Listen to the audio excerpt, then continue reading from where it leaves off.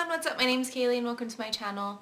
Today I'm going to be talking about when to let people go in your life. So that could be a relationship, like a lover relationship, friendship, even family, colleagues, any kind of relationship that you can have with people.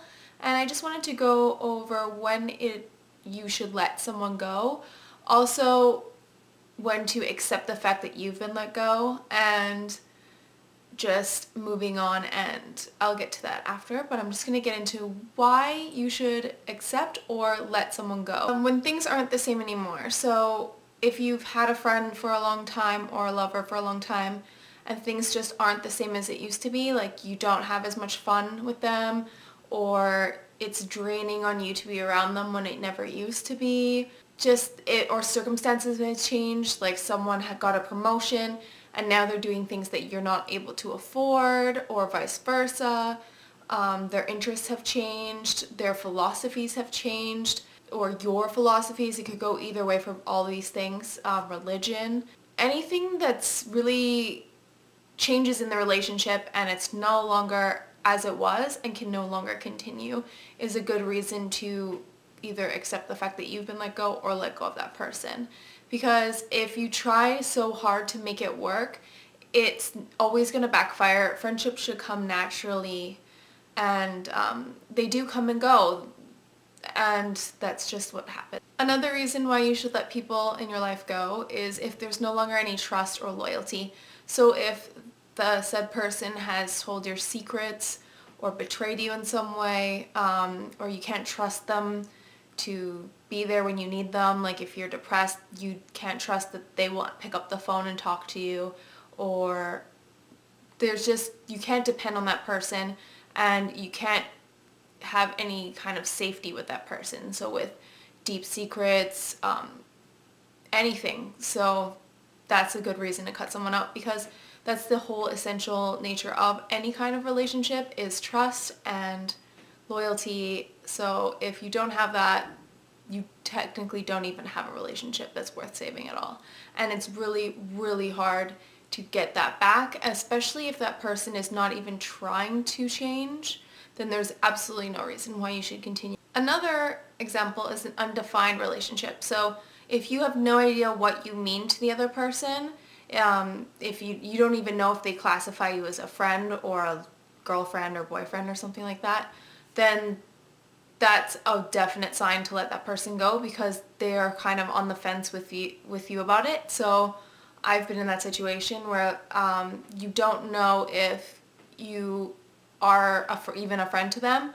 You don't know if they mean anything to you or you mean anything to them. They're kind of fair weather friends, so they'll come and go depending on what suits them. If they want to tell you a story about their life or they're seeking support, then they're there. But when you need something, if you want to even be around that person, it's undefined whether that you even deserve time in their life. So that's definitely another reason to let somebody go. Another reason why the undefined thing is an essential part of relationships is because if a person is leaving you kind of in limbo, it means that they're not proud of you. So if they really wanted to be your friend, then they would have cemented that role. And since they haven't, they obviously aren't that into you, to quote a horrible movie. One that most people talk about is the damaging friends. So the toxic, or boyfriends or girlfriends, you know what I'm saying, but the toxic people.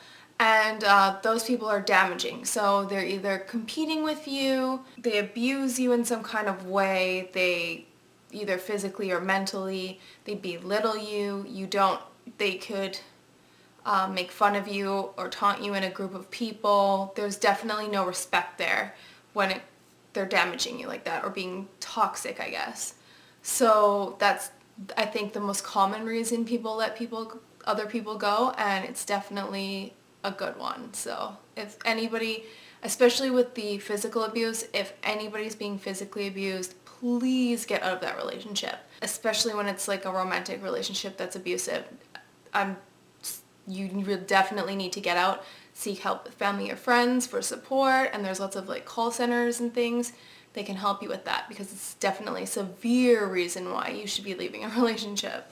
Also, with the abuse kind of thing, it's if they make you question yourself, like if you like something and they go, oh, you like that, and it makes you question who you are and makes you not love your own choices and what you like, and it's damaging your own relationship with yourself, either through the competition thing or belittling your interests or anything like that. It's definitely a definite sign to get out of that. Another one is just negativity. Like if somebody is just constantly complaining all the time about everything, it doesn't have to do with you. They might be really good friends with you, but if they're always negative, like they complain about everything.